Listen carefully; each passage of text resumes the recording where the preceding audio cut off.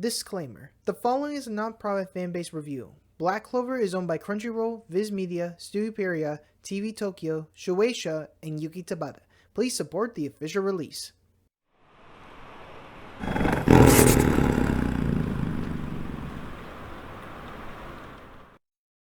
While the Ryuzen 7 are on their last knees, we get the reveal of what happened on the night when the Yami clan was massacred. It turns out, it wasn't Yami that killed them, it was actually Ichika. Wait, what?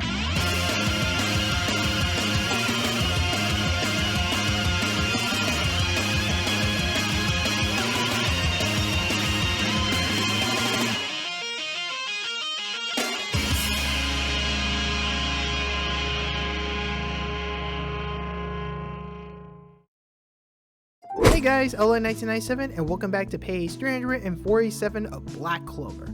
I hope everyone's been enjoying the new year so far, for the most part, but let's not get down on ourselves, alright? Before we talk about the chapter, let me give you an update what I plan to do for 2023.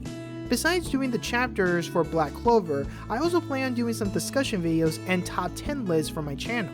Now last year, I was originally planning on releasing one, but I never got a chance to since I was really busy in IRL. So hopefully, I can finally get a chance to release this as I plan to release one monthly or at the very least if there's no new chapters coming out. But either way, I guarantee that I plan to release one or two this year. Another thing to know for the channel is that I'm planning on making some more shorts.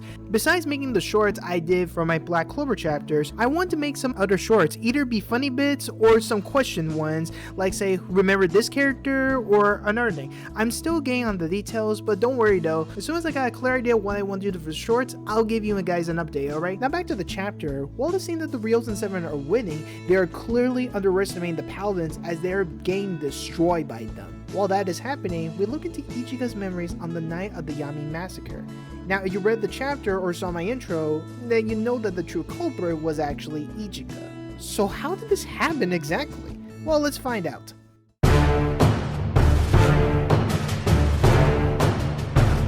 The chapter begins where we left off, where the Ryuzen 7 was able to take out the 5-headed dragon. Ichika remarks on how her Ryoku is low due to her training with Asta, but states that she and the other members can handle the Paladins without Asta's power. Yeah, you sure about that, sis? In the next page, we see Sister Lily appear next to Ichika as the Ryuzen get a surprise attack from the combo attack from both Lily and Heat's magic, ice and spatial magic, endless ice fangs.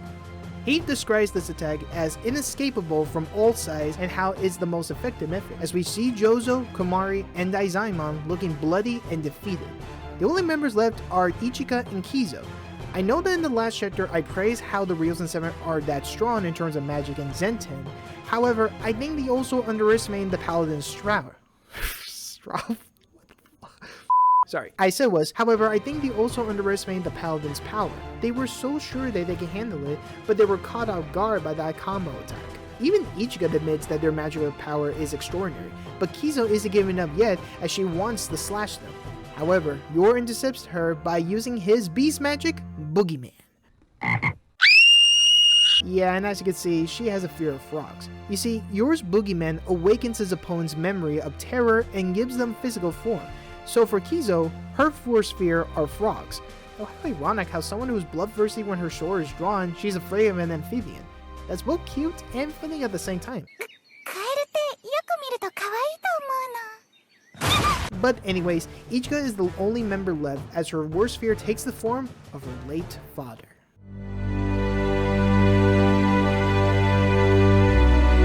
While he does scare her, she knows that it's just an illusion, but as Ichika stares at her father, this is where we see her memories of when she was young. And through her memories, we see that her father doesn't like peace that they live in and wants to go to war. Because remember, the Yami clan was descended from assassins, so fighting is part of their nature. But because there's no more battles, they are living at a time of peace. Her father believes they have lost their way and they are not the same clan anymore. And this is where we learn the actual truth of what happened that night. Now, in Ichika's perspective, Yami killed his entire clan and their father without any remorse. However, through Ichika's memories, we see that her father was talking to a young Yami about how to bring the pride back to the Yami clan. He wants his son to take a demon soul pill, a pill that will allow anyone to have the urge to kill and draw all their magic power. It's considered their clan's secret drug. A young Ichika tells him no don't, but was cut short by her father and he gave her the pill instead. And well, you already know what happens next. So yeah, it turns out that the one responsible for killing off the Yami clan that night was Ichika all along. Wow, you guys are good. I'm the last person I would have suspected, but I was looking for me all the time. It's the perfect crime. Yeah, tell it to the judge, Pinky. Well, congrats, you're now part of the list of the worst fathers ever. Seriously, the moment he was introduced, he was going to be hated on how he treated his own kids. But going as far as to drug your own kids to killing off your clan just because they don't represent what their original clan stands for, that's low. But then again, I've seen worse fathers in media abuse physically or mentally to their own kids. But seeing him drugging Ichika like that, it just really pissed me off, you know? And like I said in the Halloween video, I felt no sympathy for him when he died at all, alright? And we still don't know what his damn name is! And speaking of Ichika, it's both a shock and confusion for her as to how could she have remembered that if she remembers Yami doing it. My guess is that after she took the pill, she had no recollection of what happened that night, and all that she remembered was seeing her brother with the bloody sword and assumed that he was the one that did it. But if that's true, then all the years that she spent hating him, what was it all for then? That even raises suspicion when you take Ryuzen into the equation, since in the memories it's implied that he knew about it, and by telling her the truth, it would be too cruel. Now as to who he said this to, either he said it to himself, or he could be talking to Yami after what happened. Well, either way, I hope we get our answer soon after this battle. And speaking of battle,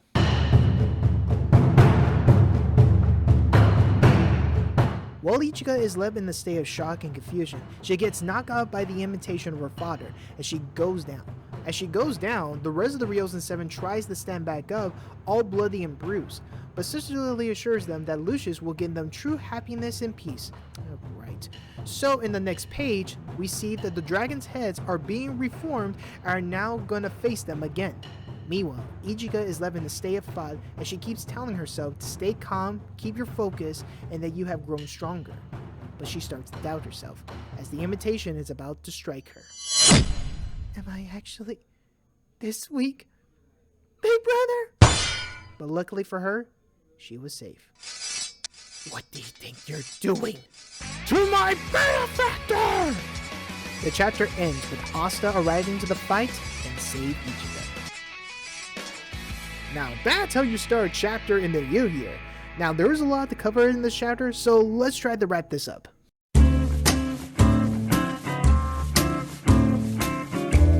Alright, be honest, did you really think Yami was the one that killed off his own clan? As I previously stated before, no.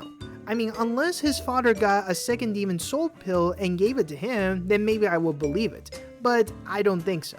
If this was the clan's secret drug, then this probably was only used as a last resort during war times. But because they were in a time of peace, there would have been no need for them anymore. So likely, most of them have already been used or destroyed, and their father only has one left and used it on Ichika.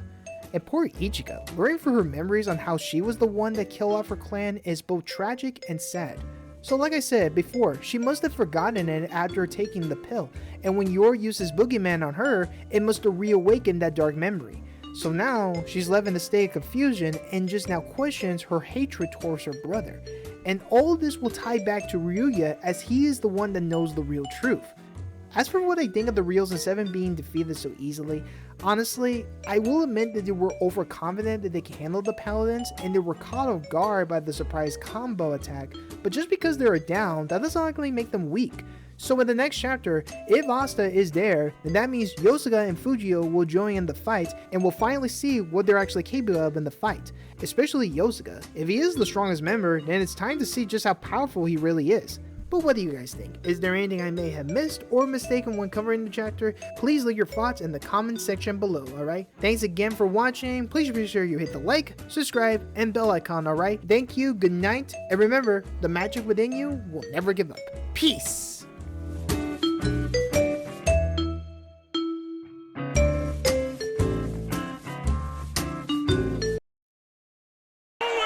Here's the real criminal! Top of the morning! Mr. Krabs!